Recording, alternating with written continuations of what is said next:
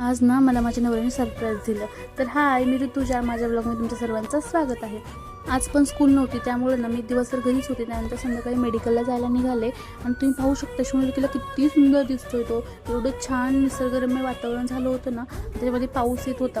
त्यामुळे ना शिवनेरीचं सौंदर्य ना अजूनच फुलून येत होतं. मग मी मेडिकलमध्ये गेले. आज पेशंट खूप होते. असंच मला थोडा टाईम भेटला 5 ते 6 मध्ये. जसं 6 वाजल्यापासून पेशंट चालू झाले ना, तसे कंटिन्यू 10 वाजेपर्यंत पेशंट होते. एवढे पेशंट होते ना, एकापाठोपाठ एक कंटिन्यू पेशंटच चालू होते. आणि तेवढाच थोडा टाईम भेटला ना, तर थोडं रिलॅक्स व्हायला भारी वाटतं. आणि पेशंटमुळे मी खूप वैतागली होती खरंच. मला असं झालं होतं कधी मी घरी जाईन. मग 10 वाजले, यांना फोन केला मला न्यायला या म्हणून. तर हे बोलले मी तुझ्यासाठी एक सरप्राईज प्लॅन केले. आणि मी खूप एक्सायटेड झाले आणि माझ्यासाठी काय सरप्राईज प्लॅन केले.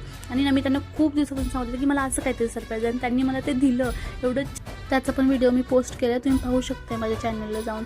आणि ना त्यानंतर मी मस्तपैकी लॉंग ट्रॅव्हलला गेलो. खूप छान गेला हा दिवस, मला खूप आवडला. आम्ही खूप एन्जॉय केलं. असं होतं माझा आजचा दिवस. तुम्हाला कसा वाटला?